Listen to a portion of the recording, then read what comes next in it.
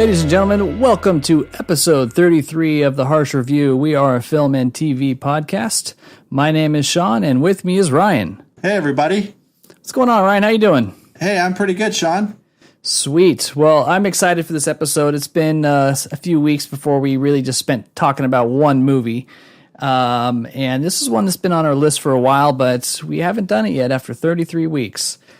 And that is Jaws. So I figured it's been long enough. Let's just get right into it. Are you ready? Yes, I am. All right, sweet.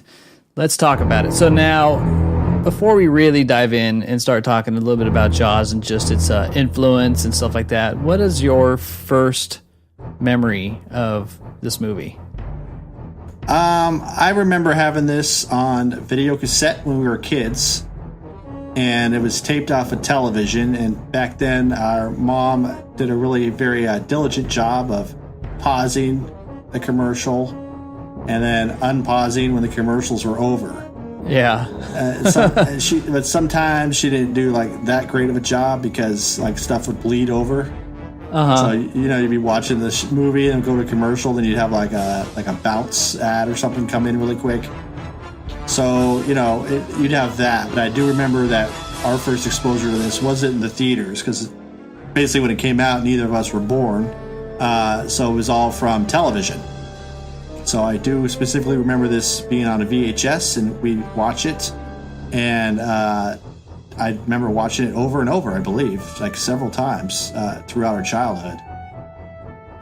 So, liked everything about it pretty much. I really can't pin down why I liked it at that age and actually why I still do like it, but it's just pretty captivating to watch, especially if you're a fan of sharks in the ocean. Very good, like, cut and dry suspense movie with some excellent acting throughout. And then later on, you find out it's Steven Spielberg. As you get older, you're like, oh, okay, that's one of his first films. And so there it is. There you go. Yeah. For me, I mean, I really don't remember any of that. I guess we did have it on VHS. I don't really remember if that's the first place I saw it. And I just kind of remember seeing it, and you kind of have the same impact that, a lot of other people do. Like, it scares the hell out of you. You don't want to go in the ocean, all that kind of stuff. But I didn't really feel that same way, I guess, about it. I honestly didn't really care for the movie for a long time until I got a little bit more mature, and really started kind of following Spielberg's career and movie making and all that kind of stuff. And then I kind of started to appreciate it. It's one of those movies that everybody's kind of seen. It doesn't hold up in a lot of respects just because we're so used to CGI and, not animatronics and different things like that. But if you're a fan of Spielberg and you see a lot of the movies he's done after that, going back to something like Jaws, you really see where he started. It's a movie that you can't take one out of the other. There would be no Spielberg if there wasn't Jaws, and there wouldn't be Jaws if there was Spielberg. Right.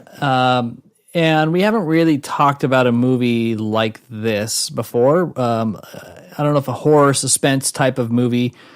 It's just to remind everybody, and I'm sure you've seen it, and if you're not, hopefully we can kind of entertain you a little bit.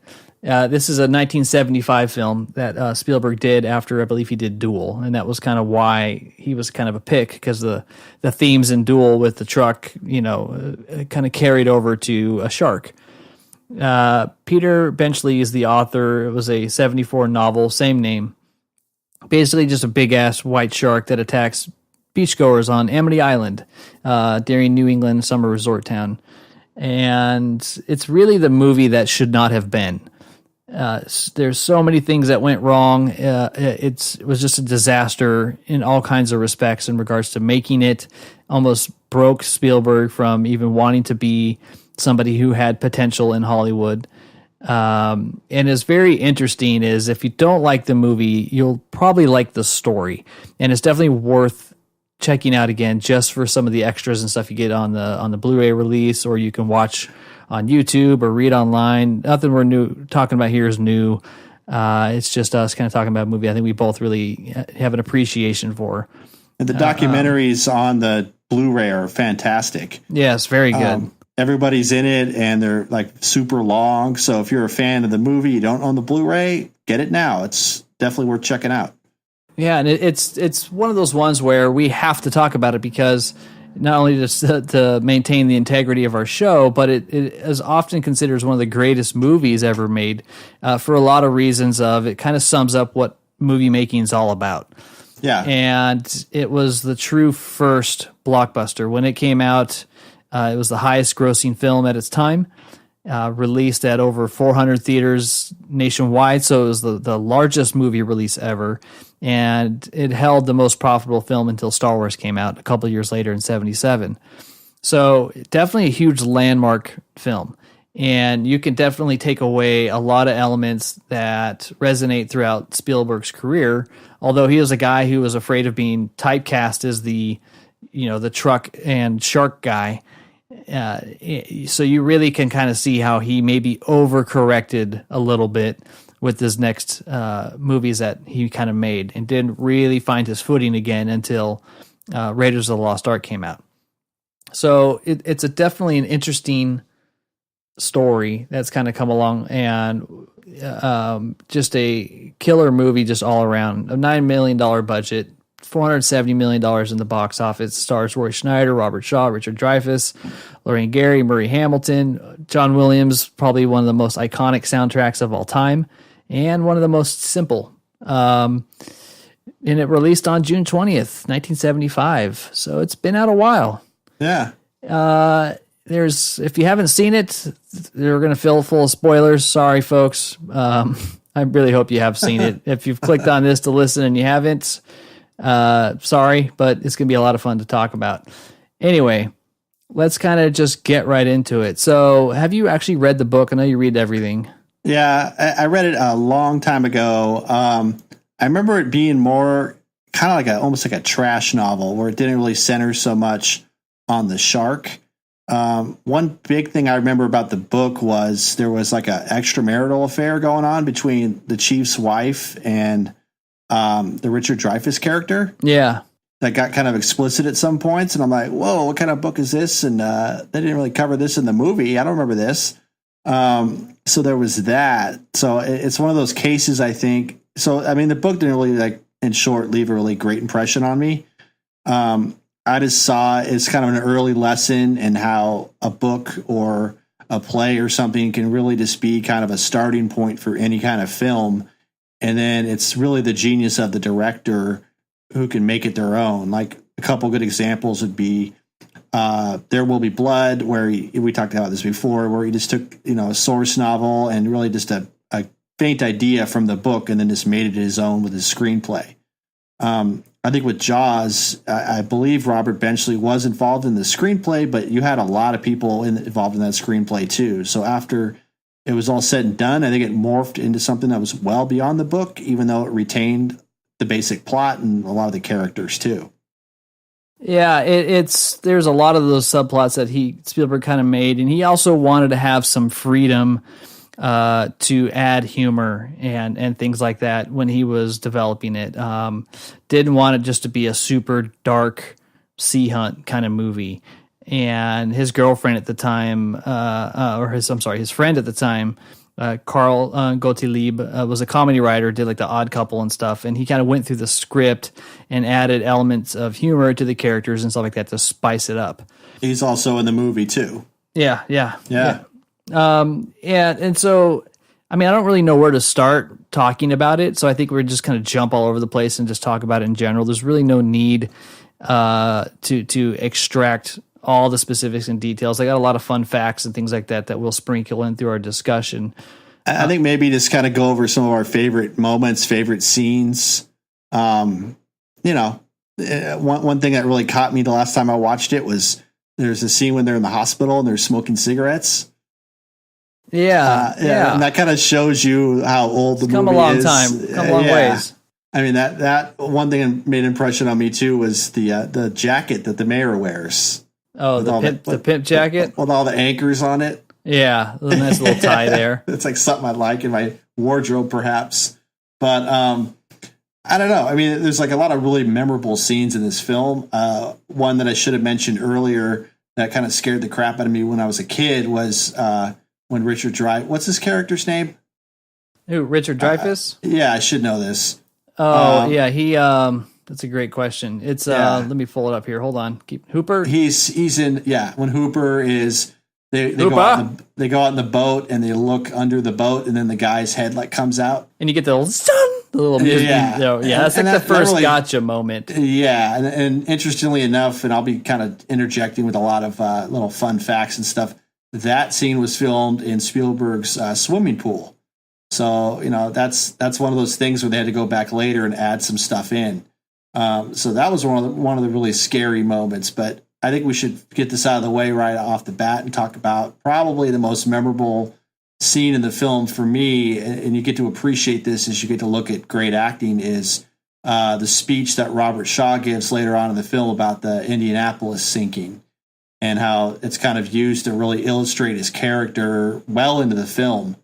But I don't know. I think it's great, and I read that a lot of that was written by Robert Shaw, and it kind of started out as several pages, and they trimmed it down a little bit. But I love that scene, and every time I watch it, it really gives me like chills. It's amazing. It seems like he improvised it. We do know that Robert Shaw was a playwright, so we could definitely know that he wrote up a lot of that stuff. And then if you even go back and kind of look up about the USS Indianapolis, which was a ship supposedly carrying the atom bomb during World War II. And on the way back, it got torpedoed. And because it was a top secret mission, as Shaw says in the movie, no distress signal had been sent. That's my little impression. Because of the fact that it was top secret, these guys are basically just fending for themselves, floating in the ocean, and they were getting picked off by sharks one by one. And his character was one of the survivors from that. Yeah. I think 100 people or so, perished in that. So great scene. Probably one of the best scenes ever in movies. It is, and it's because he's so convincing. Like, that character is super authentic. And when I remember seeing him, he was definitely the most believable, kind of played into that stereotype a little bit. And I actually wrote down what the scene was, and I was going to read it off. Just because I think that if you haven't seen the movie and you want to listen, it'll take me about 3 minutes to get through it. But it's a great script. So you want to hear it? Yeah, but I want to hear it in the voice. Okay. Wasn't planning on that. The distress signal had been sent. Is that how he says it? I don't remember. I don't remember the cadence. All right. Yeah. So, all right, here we go. This is the Robert Shaw 1975 Indianapolis Speech scene. Japanese submarine slammed 2 torpedoes into her side, Chief. Was coming back from the island of Trinidad late. We just delivered the bomb. The Hiroshima bomb. 1,100 men went into the water. Vessel went down in 12 minutes. Didn't see the first shock for about half an hour. Tiger. 13-footer. You know how you know that it's in the water, Chief? You can tell by that looking from the dorsal to the tail. What we didn't know was our bomb mission was so secret. No distress signal has been sent. They didn't even list us overdue for a week. Very first light. Chief, sharks come cruising by. So we formed ourselves into tight groups. It was sort of like what you see in the calendars. You know, in the infantry squares and the old calendars, like in the Battle of Waterloo, and the idea is that the sharks come to the nearest man. That man, he starts pounding and hollering. And sometimes that shark, he'd go away. Sometimes he wouldn't go away. Sometimes that shark looks right at you, right into your eyes. And the thing about a shark is he's got lifeless eyes. Black eyes, like a doll's eyes. When he comes at you, he doesn't even seem to be living till he bites you. And those black eyes roll over and back into that whites then. And all you hear is that terrible high-pitched screaming. The ocean turns red. And despite all your pounding and all your hollering, those sharks come in, and they rip you to pieces. You know, by the end of that first dawn, lost 100 men. I don't even know how many sharks were there. Maybe 1,000. I do know how many men. They averaged 6 an hour.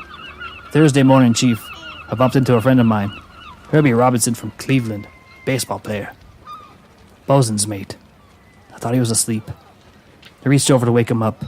He bobbed up, down in the water, like it was kind of a top, upended. Well, he'd been bitten in half below the waist. At noon of the 5th day, a Lockheed Ventura swung in and low and spotted us. Young pilot. A lot younger than Mr. Hooper here. Anyway, he spotted us and flew a few hours right off the big old fatty P-Y, come down and started to pick us up. You know that was the time when I was most frightened, waiting for my turn. I'll never put on a life jacket again. So 1,100 men went into the water, 13 men come out, and the sharks took the rest, June the 29th, 1945. Anyway, we delivered the bomb. And scene. Nice. Yeah, that's a great line, just reading that. And the delivery's awesome. I love how he does that. James Lipton would be proud of you, Sean. Barely. I'm just stumbled through that one. But my favorite part, the quote that I knew from a young age, an old buddy of mine, Dan, he used to say it all the time. He would say, "Man goes in cage, cage goes in water. Sharks in the water." yeah. That's the that dude's such a badass. Like if I had to be an old man and be like, I want to be like that guy. I think that guy's pretty cool. It's kind of like that guy didn't really do a whole lot of other movies. I think he was a Bond villain. I think. Yeah, I think that's right. Movies. That's right. He was in. He was also the villain in the original Taking of Pelham 1, 2, 3. And he was great in that. So it's one of those people that you don't really see a lot. But if he just did that one movie, it would be great. I mean, that would be all you need to see him in because he's so fantastic in this film. And it's good that they had, a good acting cast because the shark wasn't working half the time. So they had to kind of rely on these chops to make the film create the tension and the suspense that you see today. Sure. And that's the interesting thing is because the shark was just a giant piece of shit, and Spielberg often referred to it as a great wide turd. It really changed the way the movie was supposed to be. You don't even see the shark until like an hour and 20 minutes in. Right. And so Spielberg adapted and he got really agile on the set, changed the direction that the movie was going. And that ended up kind of building a foundation for how he would approach a lot of movies in the future. Because he would just rely on a lot of on-set improv and adjustments. And it's really interesting to kind of see when you're really tested at his level what you do. And I mean, just imagine being a director. You finally get a $9 million budget, big opportunity here. And the thing is like 3 times over budget, took 3 times as many days to make, and yet it comes out just to be a smashing success. So that's pretty rad. Yeah. I didn't know this, but the book, it was based about a bunch of shark attacks that occurred off the coast of New Jersey, like in 1916. Right. And that's where some fisherman named Frank Mundus caught like a 4,500-pound shark off the coast of Montauk in 1964. But some of the other ideas for the book before the author settled on Jaws was the stillness in the water, the silence of the deep, Leviathan rising, and the jaws of death. So it's just nice. He just kept it nice and simple with Jaws. But that author, he is in the movie. Do you know who he plays? He plays a reporter on the beach. Yep. Yeah, Peter Benchley. So, and he did go on. I don't remember exactly where I read it, but he did go on the record saying he kind of regrets the movie in a lot of ways because it created so many stereotypes about sharks and just fear of the ocean, which was not something he really intended to do. So he actually has a lot of regret for a culture that he kind of helped kind of make. Well, he should have sold the rights to the book. Yeah, I know. Well, he wanted to cash in. I mean, movies were not what they were then. I mean, it's the shark is probably like the least known of, we still know a lot about it, but it's one of the most least known animals in the ocean. So it's kind of like when this film came out, like literally people were like afraid to get in the water, and that's kind of that was kind of the taglines, the film. And then they were right. I mean, people were freaked out about everything in this film involving the shark. So, hey, it's kind of a byproduct of selling your work to a movie, but that's what happens. Yeah. I mean, but, there's other layers to the film in which Spielberg really borrows a lot from Hitchcock, one of his idols. So that's kind of what makes the movie for me. It's not really about the shark. I mean, you remember going to Universal Studios, right, Sean? Mm-hmm. I do. Yeah, and seeing that thing. So it was kind of like, Yeah, you can hear the air compressor pushing it up, and it's pretty stupid. It is. I mean, it was cool seeing the Amity Island sign and the pool I think they used for the second Jaws film. Right. And it's just something that they also had the original orca there, but I remember Spielberg was doing like some Universal backlot tour, and somebody just destroyed the orca and got rid of it because it was like in the way and is taking up space. That sucks. So he was pretty bummed about that, but they still have that billboard. Should be in the Smithsonian. I know. That's what they should have done with it, but oh well. Yeah, but as I mentioned, it was a 65-day shoot that took 159 days, which didn't include post-production. So it was a reputation that Spielberg started to develop as somebody who couldn't. It was like a new director, new problems kind of thing, but a lot of it tied down to just they couldn't get the shark to work. And Amity Island's fictional place took place Martha's Vineyard, that's in Massachusetts, which was a really they had really strict land ordinances and things like that. So they had to go up and down every single day. They couldn't really leave a set. The only thing that they built was the shack for Quint, I believe. That's the only thing that they're allowed to build there. And that defaced Amity Island billboard, they had to construct it and take it down within the same day. You couldn't like leave it up when you were filming. Wow. So but that kind of worked. Yeah. But it's like you need to be at least somewhere that's not in a studio to make it work too, Yeah, absolutely. It was kind of a twofold thing, because not only did they get the location, but a lot of the actors you see in this film are locals. So it's not like you're filling this movie up with just a lot of random actors. Sure, you have your big names, but then a lot of the incidental characters, they are the people that live on that island, and so that kind of leads to the authenticity of the film and makes it cool once you read about that. No, absolutely.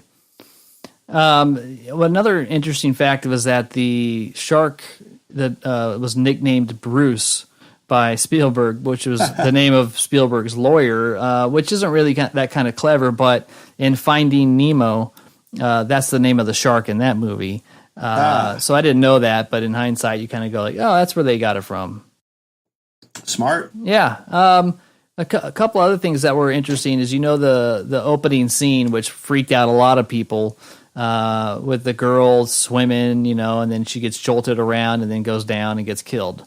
Yeah. So that took 3 days to shoot, and they tied up her legs with like ropes, and they tied like all these different ropes on her and just had her hang out there, and people were yanking on the ropes without really telling her when, so her reaction to it would be genuine. And, like scuba diver guys down there just yanking on these things. But she ended up breaking several ribs because she got yanked around so violently. She really got pretty torn up with it, but it looked pretty good.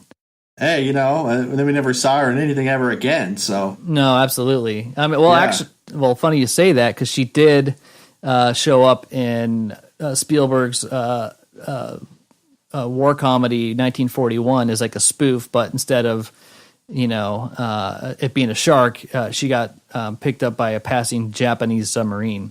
So I don't know if she acted more beyond that, though. I'm not really following her career.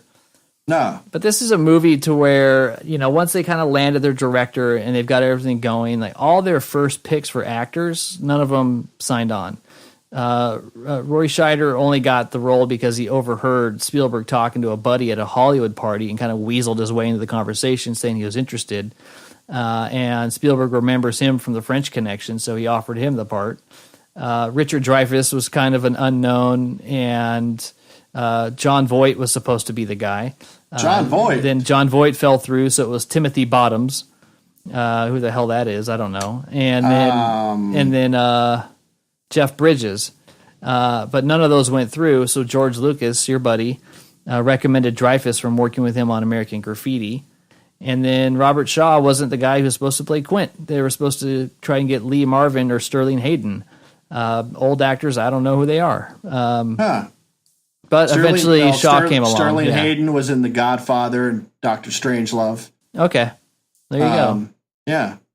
So it's just interesting that when it finally came together, they got like their second or third string of really what they wanted, but it ended up working out for the best. One of the issues I have with the movie, and I'm just going to go right into this, is, and I think that was the weak point, but in doing some research on this and looking up some of the old stuff I watched before, is that, the mayor's got like, the beach has got to be open, right? Yeah. I just have a hard time imagining, like, who really freaks out about the beach having to be open so damn bad? Like, what's he freaking out about? And that's how they make their money, Sean. No, I get it, but it still doesn't seem. It just didn't. To me, that's one of the weaker points in the book. It was pressure from the mob because they own the land and they wanted the money. And so it's just the public and the way they're freaking out there. That was just the only element to me that just kind of didn't seem as compelling enough to push him into the water. We're gonna whack that shark. Yeah, I know. We're gonna take him out, take care of this problem right now. That's a nice little twist on the movie. Yeah, so that it was just an interesting thing I kind of learned is that his personal life was that being threatened by mobs, so that's maybe more of a motivation to get out there rather than, well, there's all these people, we have to open the beaches. I mean, the locals are there; they're not going to not be locals. I don't know, but that's just me getting picky. No, you're good. You know who Gregory Peck is? He played Atticus Finch in Kill a Mockingbird, among other things. Yeah, he was also in John Huston's 1958 adaptation of Moby Dick. Yes, he played Captain Ahab. Yeah, so I didn't know he owned the rights to that film. And there was a scene where they introduced Quint where he created a disturbance in the movie theater while watching Moby Dick. And so they shot the scene and everything like that, but Gregory Peck would not allow the filmmakers on Jaws to use the footage, so they ended up having to cut it. So they had to introduce him. That part was just kind of glazed over a little bit. I could picture it being like Cape Fear, where he's in the audience, like a big cigar. Yeah, right, right. Laughing inappropriately when the whale takes out everybody on the ship. Yeah, I mean, what's the most iconic line in the movie? I'm blanking right now. It involves a boat. Oh, you're gonna need a bigger boat. Yeah, there you go. Yeah. I was like, hey, that's a tough one. We're gonna need a bigger boat. Yeah, that was an improv line. Which is like one of the best lines of the movie is improv. It's got to piss writers off. Yeah. Well, it's apparently when they were making the film too, they were just doing constant rewrites. Every day they get new rewrites, and no one really knew the direction the movie was going. And then at the end, it's kind of like how movies are made a lot of the times. They just get pieced together at the end, and rarely do they come out as being a blockbuster hit. Yeah. So this is kind of a rare exception. A lot of times you could tell when a film's been pieced together in that way, and it's kind of hard to watch. But with this one, it's you really wouldn't know, honestly. Yeah, that's true. Besides the shark, being messed up. So it's like if you didn't have all those kind of feature extras on a DVD, you wouldn't know this movie was kind of pieced together, and a lot of it was winged and a lot of it was improvised, and that's what makes it great. They blended in footage of real sharks, had to do all kinds of different things, had trouble filming on the Atlantic, but it's a good testament to filmmaking and persevering with how hard it can be to make a movie, and then you can still kind of pull off a good story. Yeah. Makes you not as empathetic for modern issues like we keep talking about Solo, where a lot of people felt like that was just too much of a patch job, and did or didn't succeed. That's for you to decide. But this is a movie where it's faced more challenges and problems than most modern movies in the last 50 years and had tremendous success. So, I mean, clearly it has influenced a whole new generation of movies, and not so much just more on the horror stuff, because they ended up making Jaws 2, 3, 4, I don't know how many they made. Which all suck. Yeah. And, but what else do you think it has influenced? What any other movie come to mind? I mean, to be honest with you, I'm not really seeing a specific movie in my mind. What I am seeing is that summer blockbuster thing. Yeah. And so it's not really, because as we know, a lot of these summer blockbusters aren't the best movies. But I think what this movie did up until it came out, it was The Godfather was the big hit. I mean, that had made the most money up to that point, in 71 or 72. And then there came Jaws and just knocked everything down. So I don't think it specifically influenced any movie, maybe in very subtle ways. But what I think it did do was set a standard for the summer movie, being kind of a unique marketing advantage to where if you put this type of movie out, then you're going to get a big draw and you're going to make most of your money in the summer. And then maybe in the fall, you're going to have your more Oscar-worthy type films. Yeah, that's kind of interesting. That's kind of what I saw. Like, but I can't really. I mean, maybe if you brought some up, I could say, oh yeah, that's definitely Jaws influenced. But I'm not really seeing like a ton of films that are directly influenced by Jaws. But you know what? Like a lot of this generation's filmmakers, they've all pretty much been raised on this movie like we were in a way. So yeah, subconsciously, it's like you're going to follow that kind of model. You're going to follow. You're going to use kind of what you had before and then make something new. So, I see. So to kind of back up what you're saying, I did some research just to kind of, I have my own opinions on its influence, but like ABC News had a nice little story about its influence on cinema. And so they have 5 key things here that kind of are in the line what you're talking about. One is bigger budgets. So movies typically didn't get a huge budget in the time. And, shooting schedules are often like the 50 to 150 something day range.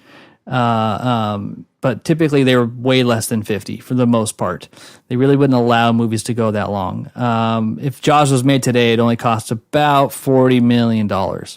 So movies started getting larger budgets because of Jaws, and people are taking more risks in investing in larger movies.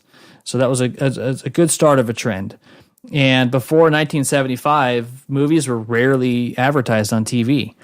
Yeah. And so Jaws definitely changed that, which a lot of people don't really know. And when it passed the $100 million mark at the box office and ended up doing just over $260 million in the U.S. alone, it really made people connect to the 30-second trailers that they did and stuff during prime time. Now, if you go back and you watch them like on YouTube and stuff, they don't hold up to modern advertising, but it was effective for the 70s. It was also, like you mentioned, Godfather. So wide release was a new thing, and this movie came out typically prior to Jaws. Hollywood did like what we would call like a slow release, where a movie would come out over the course of several months across the country. And the only exception was like The Godfather, which opened at 5 theaters at once before eventually it went to 316. So Jaws opened in 465 theaters, and so that was very new at the time. A lot of movies did more slow, progressive releases. So they definitely knew they had a hit on their hands. The summer release, again, was typically the off-season for Hollywood, full of B movies and stuff like that. This was released in June and was the first summer blockbuster, which started that trend. So if you go to the movies today and you see blockbusters in the summer, Jaws was the first. And it was a trend that continues to this day, especially between like Memorial Day, Labor Day, which is about 40% of Hollywood's annual box office revenue. So completely changed the movie industry. And finally, Jaws, it was Spielberg's second film. And, he's somebody who thought he was going to get tossed out of movie when he made this. He's now 68. He's went on to make some amazing, amazing stuff. But it also just kind of comes to believing in new directors, which was something that was very, very unheard of with people's money back in the time. Yeah. But Spielberg was not just anybody. And I know he can kind of be almost like a character of himself. But the 70s Spielberg is a pretty fascinating one pre all of his success. I especially love hearing just interviews and reading and things like that, where he's still kind of closer to film school than he is to his legacy. And just hearing about his ideas, his aspirations, and what innovation he wants to bring.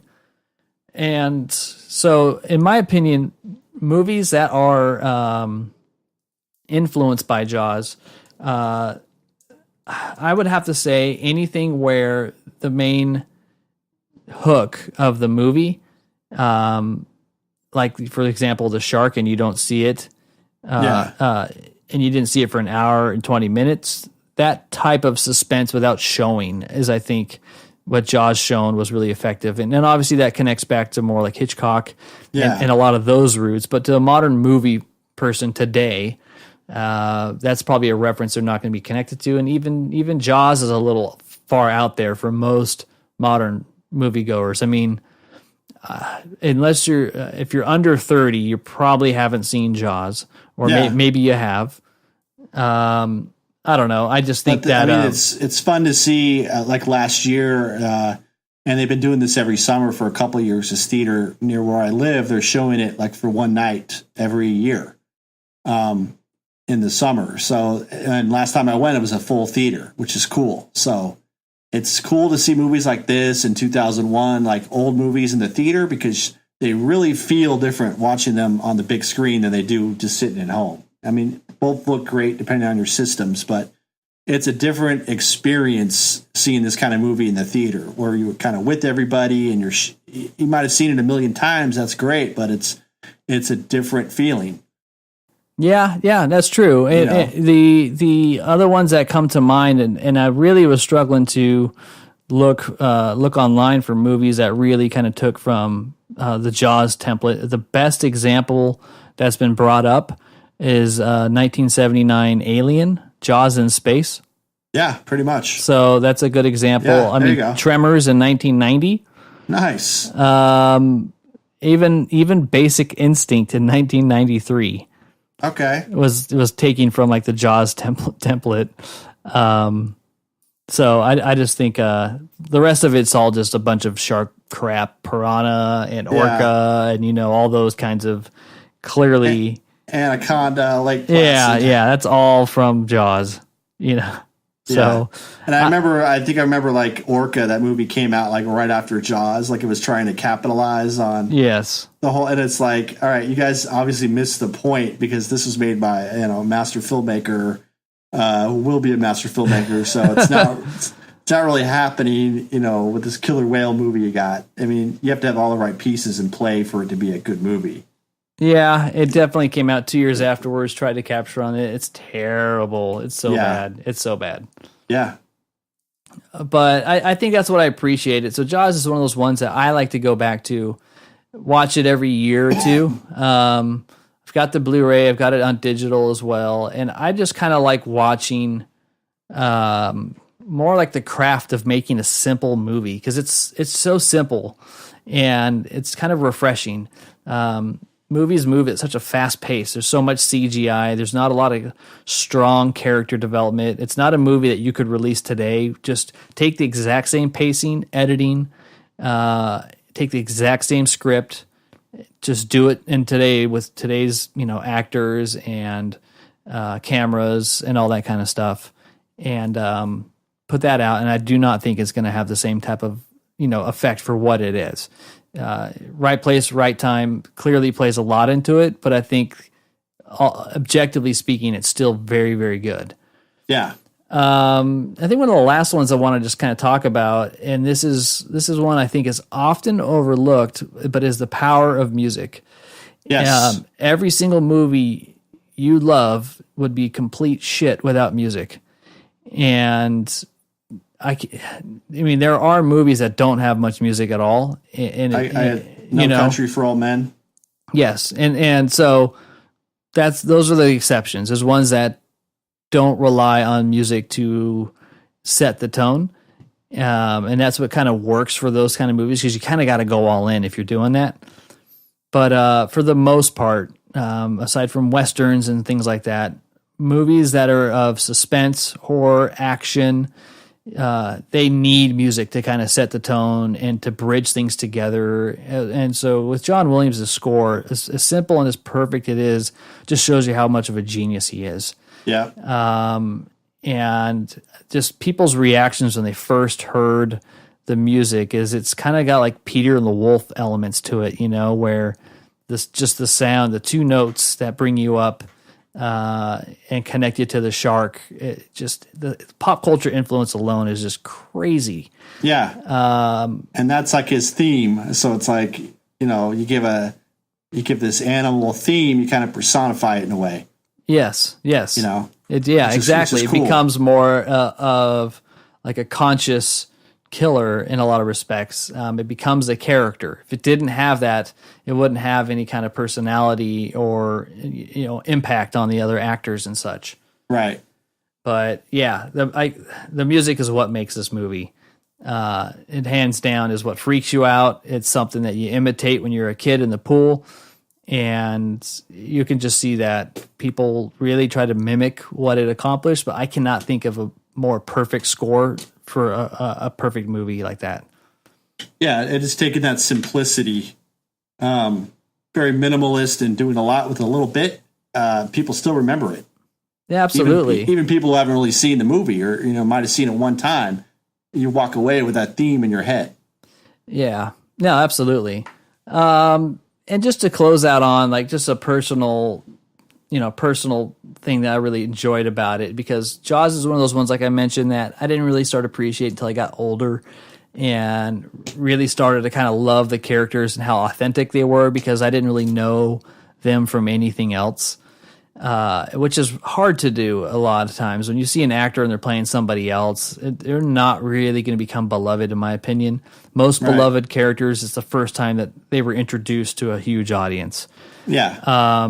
But seeing that what Spielberg talk about how Jaws influenced a lot of Jurassic Park was really cool, and the lessons that he's taken from Jaws and how he kind of applied it to the T-Rex and the way that he introduced the T-Rex and all those different types of elements of suspense. I really hope this is a type of movie that he at least takes another crack at and doing just another suspense horror type movie. I would love to see Spielberg give it another shot. Yeah, totally. If he's not talking about presidents and politicians and stuff. Yeah, I mean, he loves his history, but you got to get back to the roots and the simplicity of things sometimes too. Yeah, absolutely. But hey, that's what I got. You got any parting thoughts? Not really. I mean, it's great. We talked about this. We waited a little bit to talk about it, but it is a beloved movie for both of us. I know other people that I went to college with that absolutely adore this film. So if you're listening out there, please chime in on our Facebook page. You best. Yeah, because it's one of those films that just connects with a lot of people in a lot of ways. Just saying the lines or whatever, it's kind of fun. So. No, absolutely. Yeah, I think I might have to go back and watch this again, though. Yeah, I think I am too. Again, yeah. I mean, I saw it not too long ago, but kind of put it on the shelf, and I'm just glad we finally got to it. Yeah. But hey, today's episode's a little bit shorter this week. We just wanted to talk about Jaws. Long overdue. Curious to see what your thoughts are about it. If you like it, if you kind of appreciate it, but it's the I'm good, I never need to see it again. Is it part of your regular rotation? We would love to know. Head over to our Facebook group, facebook.com/theharshreview. We've also got a chat group within there that you're more than welcome to join and jump in on the discussion from there. If it's your first time, welcome. We hope you stick around. And if you're a regular listener, just want to say thanks to everybody. You know who you are. Appreciate the support and kind of keeping this little hobby alive for us. And if you'd like to engage with us more, you can definitely find us on Twitter or Instagram and at Patreon at The Harsh Review. That's going to wrap it up today for our summer special on Jaws, Steven Spielberg's 1975 classic. My name is Sean. And I'm Ryan. You guys have a good one.